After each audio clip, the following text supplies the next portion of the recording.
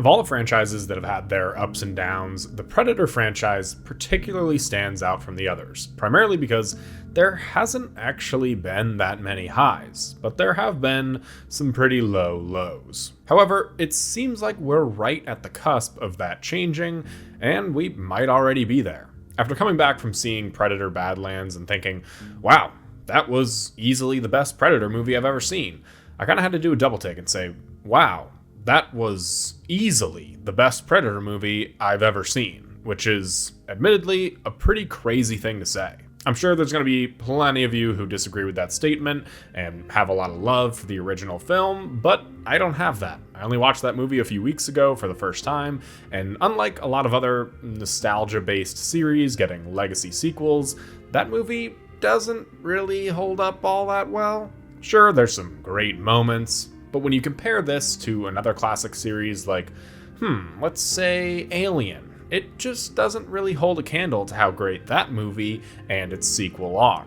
So I figured I'd take the time to discuss the tumultuous history of the Predator series, and now that we're at an all-time high in the series, discuss where we might be going from here. Are we gonna get some sort of MCU-style Alien versus Predator series? Will Arnold and Sigourney Weaver return in their respective roles? And with this new sequel being the most successful Predator movie to date, it's almost like this movie is getting free cash. Which brings me to the sponsor of the video, Free Cash.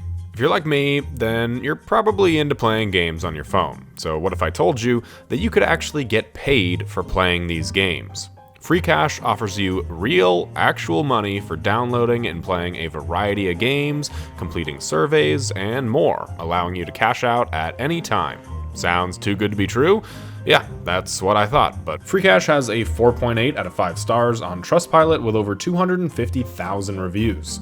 And when I started actually playing around, I've since accumulated about $20 just from playing Monopoly Go. I cashed that out to an Amazon gift card, but there's a variety of other options like PayPal, Venmo, even right to your own bank account. If you're interested in Free Cash, use the link in the description or scan the QR code on screen now for a free $5 bonus. Special thanks to Free Cash for sponsoring the video. Now let's get back to it. We're gonna talk about that. So let's bring a minigun on a stealth mission in the jungle, fall out of the sky with no memory of how you got there, and cross over into another franchise as we discuss the current and future state of the Predator franchise.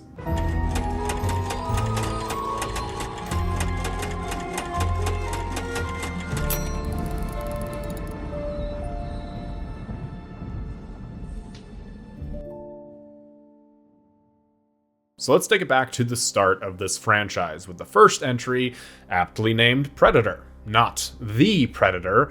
No, that's something else. Now, like I said, it wasn't until a few weeks ago that I actually watched this movie for the first time, so I can't really judge it the same way as a lot of people who have nostalgia for it judge it, but this is a through and through 80s action movie. There's cliche dialogue, character tropes, action sequences, but that's one of the charms of this movie. How a lot of it is, at this time in 2025, pretty cliche. The film does its best to establish different characters through their unique look, traits, and weapons, and it does that semi-successfully, which is a pretty big compliment because there are a lot of characters in this film. There's a mystery surrounding this mission and how these different people were killed that the characters are trying to figure out, and it's a pretty compelling one, especially since we as the audience know the answer to that, and the tension draws closer and closer as the film goes on. Now, this is an 80s movie. Technology has come a long way since this point, so I could point out the spotty visual effects, but I'm not going to do that because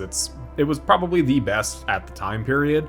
But with all that said, this movie has some of the worst sound mixing I've ever heard. There's times where I had to turn the volume literally all the way up on the TV just to hear what the characters were saying, which was then so loud the next scene with all the gunfire that I thought it was going to blow the speakers. It really feels like some of the dialogue was recorded just from the camera and not an actual microphone. There's also very amateurish editing, like when they're crawling through the leaves and there's just no sound effects for it. And like I said, it's an 80s movie, you can't judge it too harshly, but even comparing it to other 80s movies, it's not great. But the thing that really works in this movie, to nobody's surprise, is the Predator itself. The unique vision, the weapons and skills it has, it's all so interesting and unique, and has obviously been the driving force of this franchise.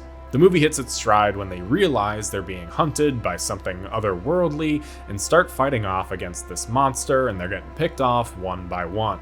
And while we don't see the Predator for a lot of this movie, its presence is felt, and when we finally do see it, we can see where most of the budget for this movie went. I'll forgive the seeming absence of a boom mic operator, because the practical effects for the Predator are incredible. This is better than like 90% of all effects seen today, even from the most recent Predator movie. It's great, and it's thrilling to see Arnold win and escape. This movie was a huge success, making $98 million off of a $15 million budget, was nominated for an Oscar for its visual effects, and gave Arnold another few iconic lines to add to his collection.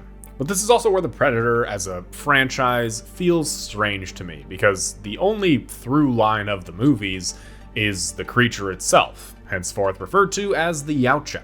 And it's not even the same Yautja across the different movies. There's different Yautjas in every movie.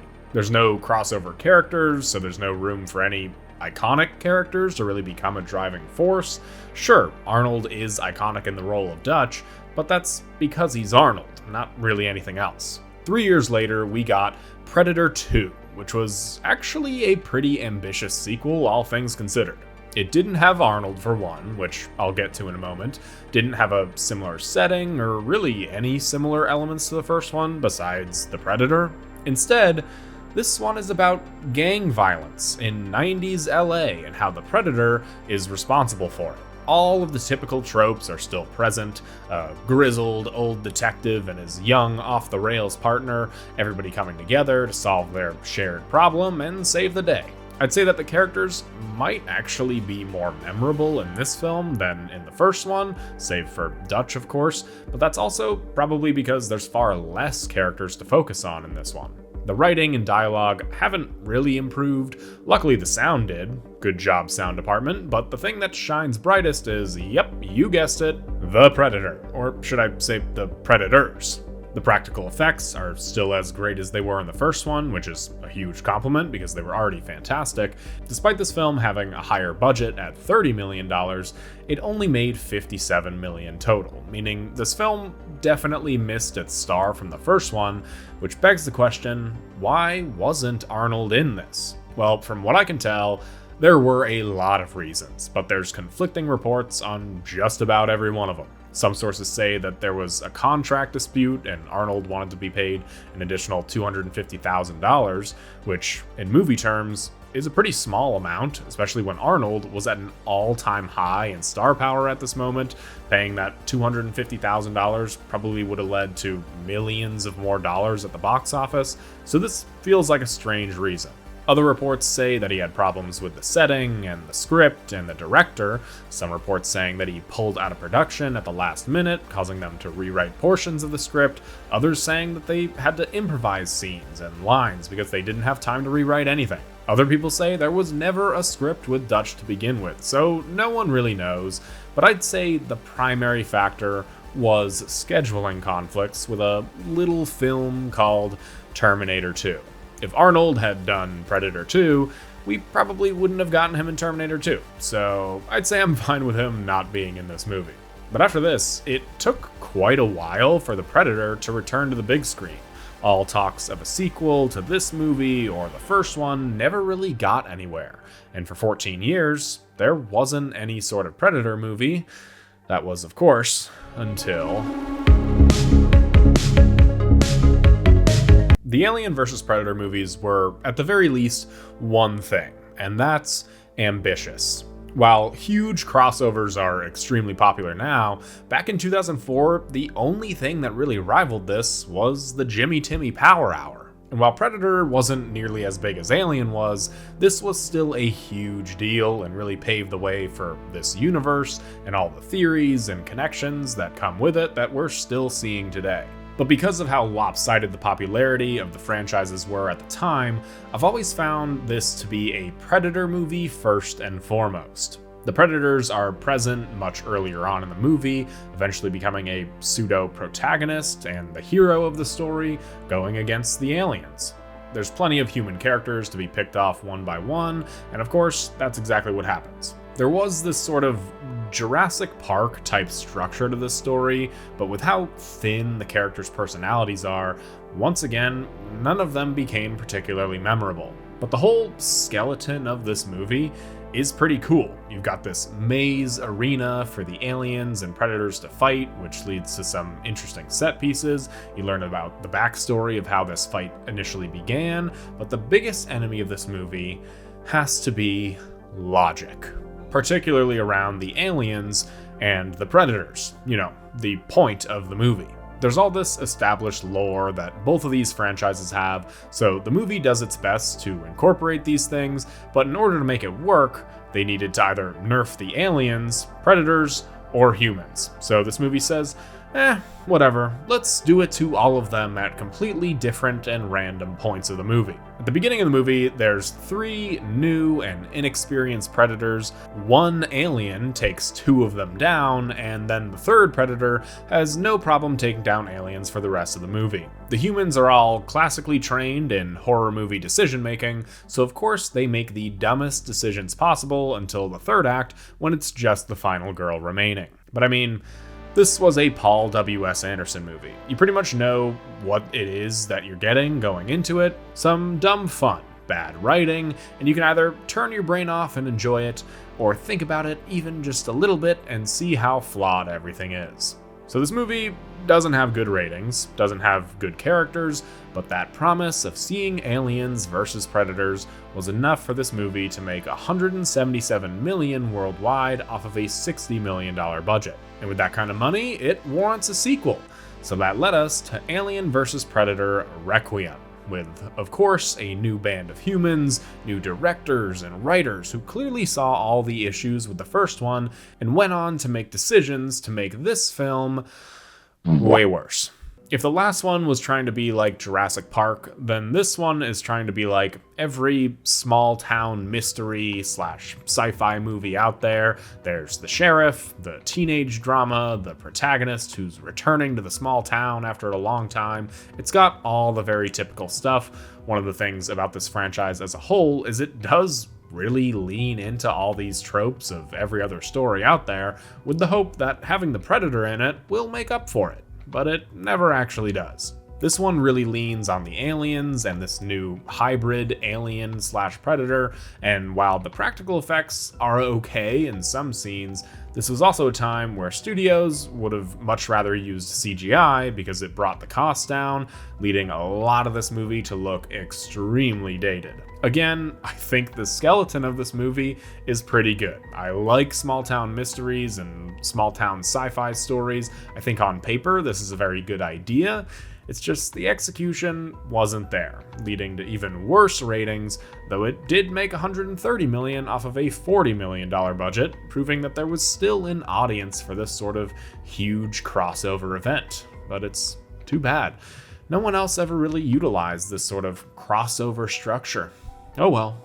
But with 2 more or less failed entries, the plug was pulled on this crossover. Alien went back to Ridley Scott for its sequels, Predator moved on and tried to go in a different direction, and for a long time, both franchises kinda tried to distance themselves from the other, which was ultimately the safest and best option. But Predator continued on with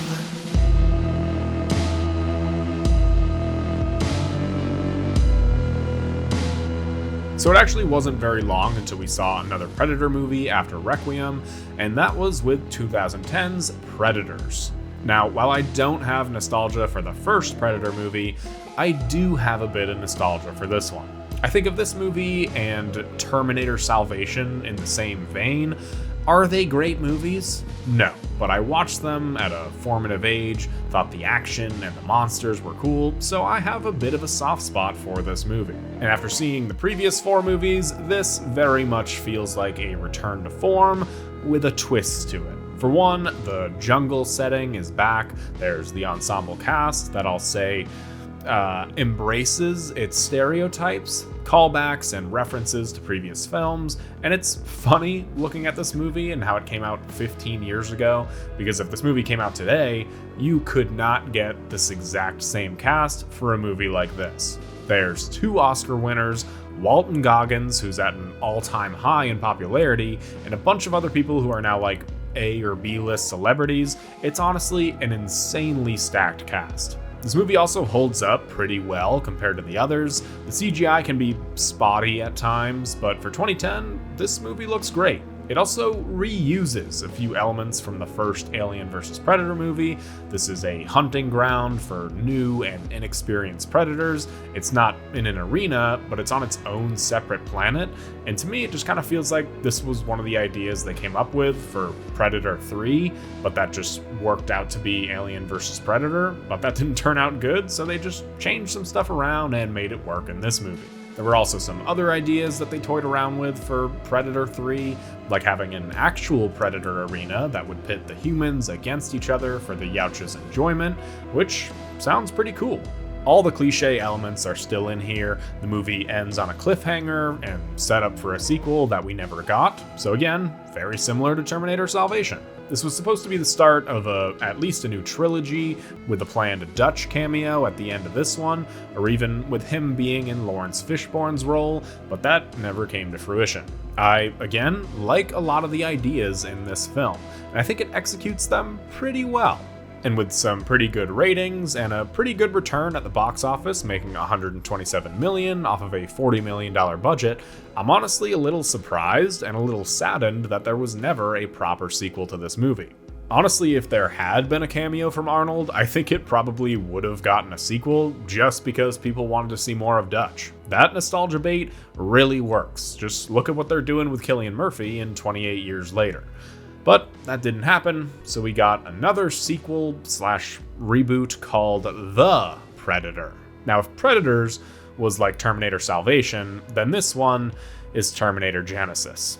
This is the most hybrid MCU-esque Predator movie that gets just about everything wrong. This takes the worst aspects of each Predator movie, puts them in a blender, mixes in some current ideas, and just spits it out. There's logic issues, pacing issues, character issues, CGI issues, even some sound issues, which I really thought by 2018 they would have gotten that right. This feels a lot like 20th Century making a movie because they had to, or they'd lose the rights or something like that.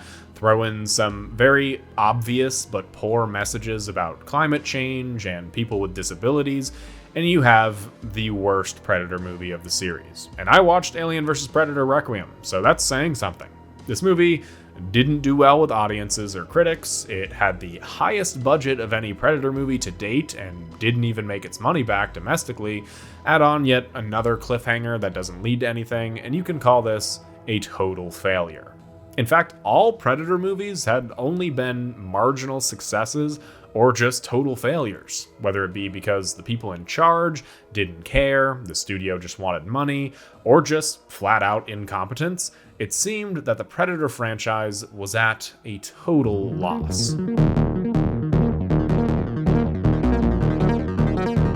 So the series was at an all-time low, and with there truthfully not being very many highs, it was time to rebrand, reignite some love for this series, or even just start fresh with some new fans. There was nothing off the table, they just needed one person to be the spearhead of this rebrand. Enter Dan Trachtenberg.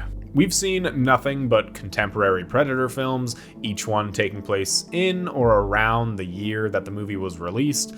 So what if we went all the way back, centered the film around a tribe of Native Americans hunting down a predator, thus making the Yautja the film's prey? This was a risky concept for sure, but again, it was Hail Mary time, so the movie was green-lit, but only for a direct-to-Hulu release. Even with as risky as it is, they weren't gonna go full on and make this like a foreign film, so the characters speak English to each other, which I get it, the average viewer turns off anything you have to read subtitles for. This was already a risky concept, so Hulu wasn't gonna push their luck in that department, but I'd be lying if I said it wasn't at least a little bit jarring. The film story is actually fairly simple. The central protagonist, Naru, is trying to prove herself a capable warrior to the tribe, but, she's a girl, so she's clearly incapable of being a hunter. There's some iffy and on-the-nose dialogue, but this film has a very brisk pace. It's, again, leaning into some popular tropes to tell the story, but this time the environment and the predator and even Naru carry a lot of the heavy lifting. This feral predator as well is very fun to watch. Since this is much earlier in the timeline, it's also much earlier for the predators, meaning that while they're still fairly advanced, they don't have a lot of the gear that we're used to seeing, and that's one of the highlights of the movie. There's an absolutely incredible action sequence against the French in this movie, where the Predator shows off more of his abilities and gadgets, and it's all more or less stuff that we haven't seen before because the future Predators just have better equipment. I'm also a big fan of the little things in this movie, how the torches and fire illuminates the forest at night, and there's very little artificial blue moonlight, how things like the plant cooling your body temperature and the mud come back into play by the end of the movie. There's an advancement of the typical lore through other means, and overall, Dan Trachtenberg just made an incredible film, and it's because he actually cares about the subject. Dan has talked extensively about how big of a fan he is of the original Predator movie, and because this whole franchise doesn't really have any iconic characters other than Dutch, it allows them to make movies like this, movies that don't have to connect to any broader universe, and while that was a detriment of this franchise for a long time, it's actually working out in its favor with these recent movies. In 2025, we had what I believe to be the single greatest year in Predator history. Not only did we get the most successful Predator movie of all time when it comes to box office numbers, but Dan Trachtenberg gave us another Predator movie called Killer of Killers, which might just straight up be the best Predator movie. Killer of Killers is like an extension of Prey, giving us 3 stories from different time periods, all of them involving a protagonist going up against a predator, before each of the 3 protagonists are captured and forced to fight each other in an arena on a different planet, a cut idea that I was talking about earlier from the movie Predators. This movie has the best character development of any Predator movie, and actually sets up a great deal for potential sequels, either animated or live action. And that brings me to Predator Badlands. Now, when I went to go and see this in theaters, I was excited for it. The idea of a predator finally being the protagonist after all these years was exciting. There were some ties to the Alien franchise, so they're finally starting to get comfortable with referencing their ex, the other franchise, head on. But what I didn't expect was for this to become one of my favorite movies of the year. This is, again, a very different sort of Predator movie, but this is the type of innovation from this series, well, really from Dan Trachtenberg, that I'm completely on board with. Right from the intro, we get a good idea about this family, how I'd say they aren't very close with their father, and the personal stakes are raised right away to the point that we really care about Deck and this journey that he's going on. Dan Trachtenberg also talked about how this movie was heavily inspired by a video game, and that stands out right away. You have the sort of tutorial section where Deck has all this gear, and he loses it all very quickly, going back to level 1, gradually making his way back through the game and elements and unlocking new weapons and gadgets as it goes on. This sort of structure is what makes video games so satisfying to play, and I've seen it being implemented on films and TV more and more in recent years, namely with The Mandalorian, and it makes watching these things very satisfying as well. Having Weyland-Yutani is a really great way to incorporate the broader universe once again, but also, if you don't know what Weyland-Yutani is, then it's not a huge issue. You can gather from this movie that this is a big bad company trying to get this really important and rare monster. Makes sense, but then when you are a fan of the broader universe and Alien, it makes a ton of sense why this regenerative monster is what Weyland-Yutani would want. There's definitely some complaints about this movie being a bit Disney-fied. Like, this could very well just be a reskinned Star Wars or Marvel movie, and everything would still check out. So I can see why some of the hardcore and OG Predator fans might not like it, but this movie had a bit of everything that I love. The characters were likable, the action and storyline were satisfying, and the ending cliffhanger really makes me hope we'll get a direct sequel to this, but this franchise doesn't have a very good track record of doing that. But like I said, this is the most successful Predator movie to date, making $183 million at the box office. That being said, it also was the most expensive Predator movie to date, with $105 million. However, this is 2025, so for a franchise that's 9 entries in to still be reaching new highs is a pretty good sign. Not to mention a lot of the sales figures that probably come from Amazon or Apple when you watch it from home, and at the time of recording, it's not even streaming anywhere, so when that comes out, that'll be another big indication as to how successful it is if it's anywhere on the top 10 for an extended period of time. So without a doubt, whether you liked the movies or not, this was a huge year for the Predator franchise. The only question now is, where do we go from here? And honestly, that's kind of a tough question to answer, especially with this franchise. It can go anywhere at any time. There's any number of threads to choose from with the amount of cliffhangers this series has produced, but I want to go over a number of scenarios that I think are the most likely. Number one, most obvious, is a sequel to Badlands. This was a massive success. It set up a gang of likable characters, had a cliffhanger ending. I think Disney would be stupid not to follow up on this, especially because compared to a lot of their other mainstream and tentpole franchise projects, Badlands was pretty cheap. $105 million is like a fraction of the budget of any MCU movie, and Badlands looks far better than any Marvel project from the last 5 years. A sequel to Badlands could solve the cliffhanger from the first, even center the plot around that, go and explore new planets, meet more characters and creatures, include some of the Killer of Killers story, which I'll get to more of in a minute, and of course, introduce some more stuff from Alien. I think this is far and away the most likely option. It hasn't been confirmed at the time of recording, but I feel like it's on the way.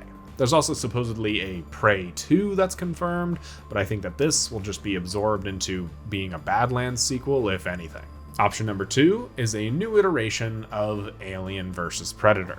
It's been almost 20 years since the release of Alien vs. Predator Requiem. Both franchises are in completely different hands with different creators at the helm. It might be time for these franchises to rekindle their romance, depending on who's in charge. If they're going to bring back somebody like Paul W.S. Anderson, then just leave it alone. But if Dan Trachtenberg or Fede Alvarez are the ones to do it, then I'm all on board. This could be a completely unique story, just like the other AVP movies, or it could be a continuation of the stories they're already telling. Have Deck be the Predator going up against aliens. Bring in Rain and Andy to help Deck on this journey. And that kind of leads me to option number 3, which is the start of a whole new cinematic universe. This is Disney after all. The MCU is starting to fade and make desperate attempts to try and bring the audience back, so maybe they want to pivot to something else. Something like an AVPCU.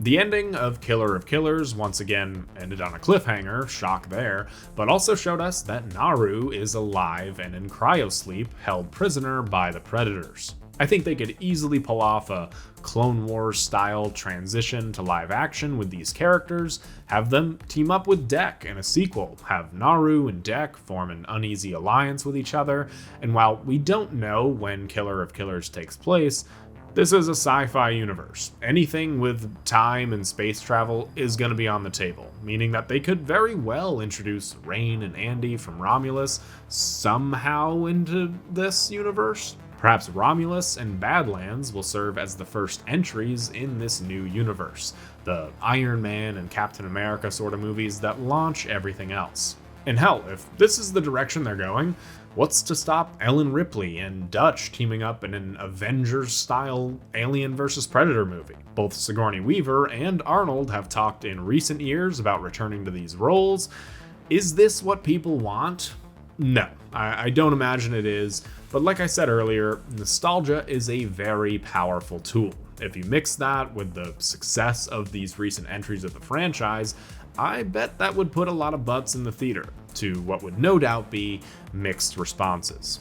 I don't think that this third option is the case whatsoever, but the point I'm trying to make is that the Predator franchise is now at an all-time high.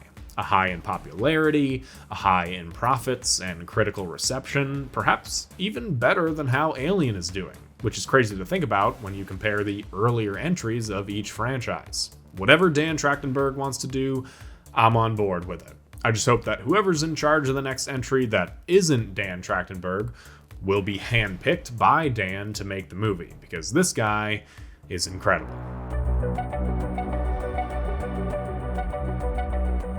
Alright, if you're a fan of my normal stuff, you'll realize that I didn't give any sort of numbered ranking to things. I think I'm going to move to doing more of these kinds of lists, just because, like, there are sometimes I'll be ranking a thing, I give it a higher rating than another thing, and I'm like, oh, wait a minute, but I actually like that movie more. So I'm just going to start doing stuff like this from now on. So let's start with Predator number 1 first. People are going to really hate me for this. I'm giving it a B tier because, you know what? I don't have nostalgia for it. I'm not a crazy Predator guy, but it was fine. It was fine. Predator 2, I'm going to be putting in the C tier. I should probably actually add another tier here. Hang on. All right, there we go. That makes more sense. All right, next up, let's see here. Predators. Like I said, I do have nostalgia for this movie, but I can't be given that an A because it's not an A-worthy movie, but I liked it a lot. I still like it a lot. That's the only one I've seen more than once. So, all right, let's move on over to Alien vs. Predator. I believe, yeah, this is the first one, and then this is Requiem. Oh, boy. The first Alien vs. Predator, I'm going to say that gets a... Yeah, I'll give it a C tier. Why not? It's a fun movie. I like the concept a lot. I think that gets some stuff right. It definitely doesn't get a lot of stuff right, but the Alien vs. Predator stuff is cool, and that's the whole point of the movie. Requiem, I would also say, I mean, I might even like this concept more, but the execution is far worse. D tier. The Predator, yeah, that's getting an F. No ifs, ands, or buts about that. That is the worst Predator movie. I will never watch that again. All right, so now, and again, maybe a hot take here, these are the best Predator movies. No matter what, I think that these are above all of the others, even above the original, even above my nostalgia for Predators. These are just 3 really, really great movies, all of them made by Dan Trachtenberg. I'm giving Prey the A tier, and then, oh, this is a really tough one, but I'm going to give I'm giving Killer of Killers the S. And Badlands also gets an S, or maybe an A, either one of those. So yeah, there we go. That's my ranking. I know a lot of people will disagree, so let me know what your ranking is in the comments below. If you like this video, I'd encourage you to check out another video of mine, like my videos on Harry Potter. And speaking of Harry Potter, let's check back in on my free cash account. I've been playing Monopoly Go, and I'm now up to around $75. I'll check back in a couple days to see where I'm at. You guys should too. Special thanks to all my channel members. You guys are the best, and I'll see you all in the next one.